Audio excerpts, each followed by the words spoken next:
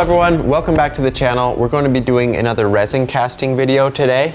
So I've got an idea for this one. I want to use, this is Lapis Lazuli. It's a really vibrant stone, so it's a nice kind of royal blue, and it holds that color all the way through the material. It just has a really nice blue color to it, so it's really popular in a lot of different like jewelry and things. And it also has, I think it's pyrite interlaced with it, so it's a little like reflective pieces to it. So of course I always try to make rings out of different cool materials, but this is one that I would like to, but it's definitely way too fragile. So we're going to be trying something. We're going to pulverize this, crush it up to almost a powder even, and then infuse it with resin. And that's something I kind of want to try. I've got all these meteorite scraps here.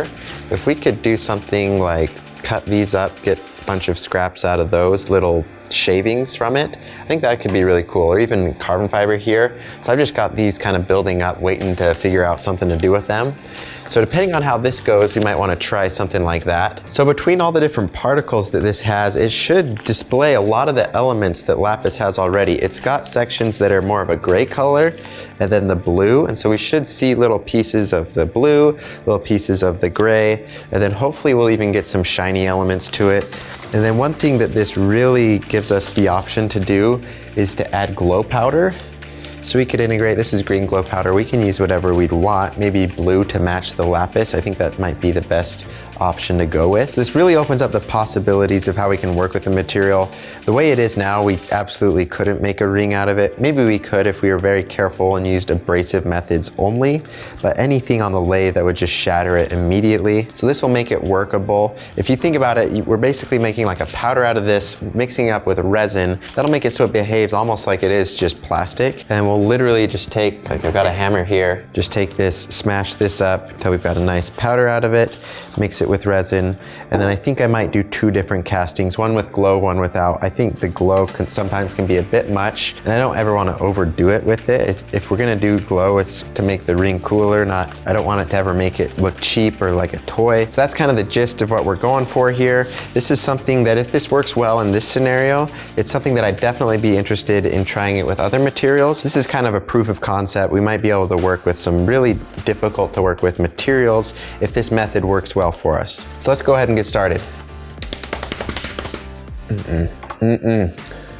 There will be no. Okay, so for step one, I need to measure out the appropriate amount of resin, and I'm doing this by weight, and that's important because that'll determine how much catalyst I need, and that's what hardens the resin, and so that's a very critical step to get right.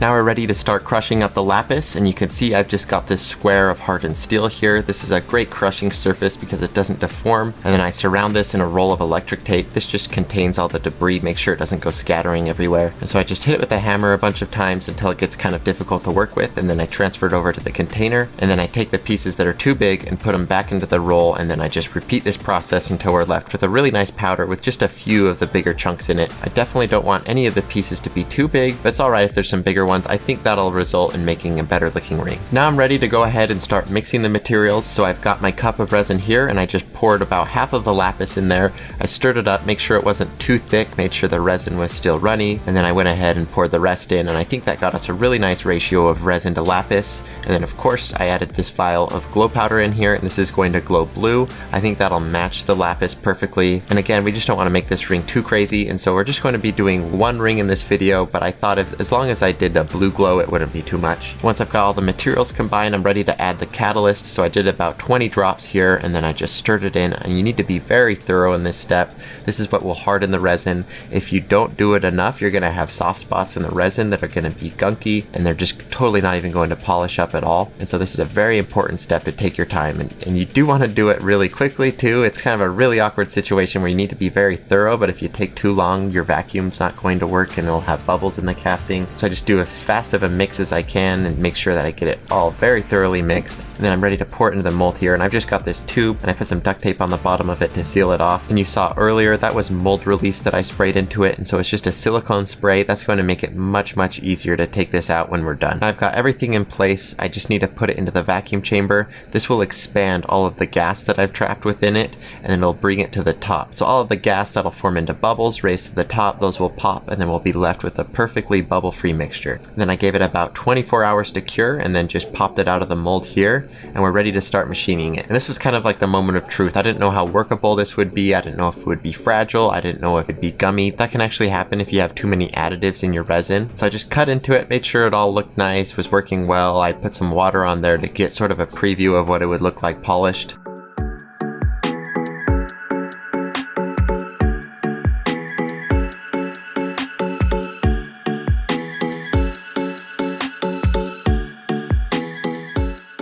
And up until this point, it was looking perfect, so I was really thrilled about that and ready to move on to the next step. So I'm going to start boring it out. We'll get our general ring shape going. And so I hollow that out. I don't want to go too far so that this is a fragile ring, but I want to go enough so that I don't have to do a whole lot of sanding by hand later on. Because at this point, I wasn't sure if I would trust putting this in the lathe jaws. I just wasn't sure how strong it would be. So once I got it how I wanted it, I used this diamond wheel on my Dremel and I cut it off here. The reason I'm not using something like a hacksaw is because that can be a lot more harsh and that could totally ruin the ring. So I just used the abrasive Dremel wheel here and it just slowly cut through it, and that gives us a really nice clean separation. Now we're ready to start doing some machining on the piece, and you can see I put it on this expanding ring mandrel. These are available on my supplies website. There's a link to it in the description. So I just tighten that screw, get it all clamped in place, and then I do a couple passes over the outer diameter, and that's to make sure everything's all squared up. And then I use left and right hand lathe cutters. I alternate them to do the left and right hand side, obviously, and that's to put bevels onto the ring. And the reason I chose bevels was to show off just kind of how workable this material is. If this was something that was super fragile, I could kind of finesse it and just sand it all away until we got a shape that resembled a ring. And so I wanted to differentiate this. So this was something that we definitely had to machine. We machined those bevels on. They're really sharp, really crisp, and I just think that does a lot to make this ring stand out, where these techniques, they wouldn't really be possible on some other materials. And after I get the shape cut how I want it, I do a little bit of sanding. I really wanted to preserve the nice bevels I've got going on here, so I was careful while I was sanding just to make sure I wasn't overdoing it and rounding the whole thing out.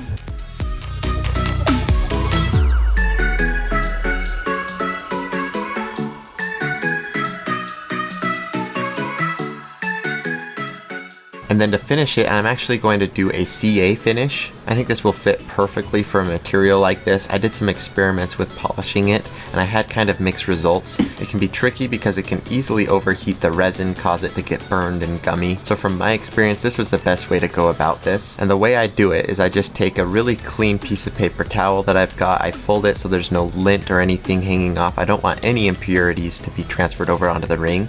And then I dab a little bit of ultra thin CA glue. It's important to use the ultra thin. That'll give you much better results than any other viscosity. And then I just lightly dab it onto all the surfaces of the ring. I start with the outside, and you can see it just instantly brings all of that color out, shines it up, makes it look very nice. And then we switch and we're going to do the inside now. So I do a little bit of sanding, make sure it's comfortable and all that. And then I go ahead and repeat that same exact process, and I get that really nice CA finish on the inside.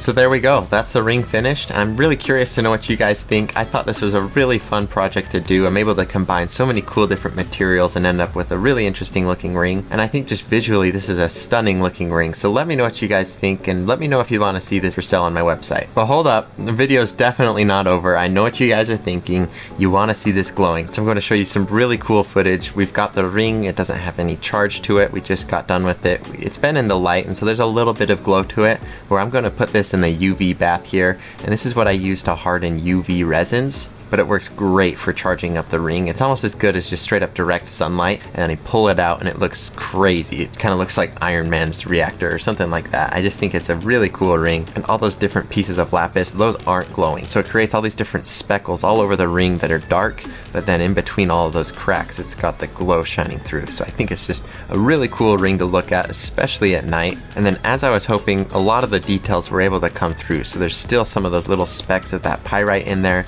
Those are a little little bit reflective.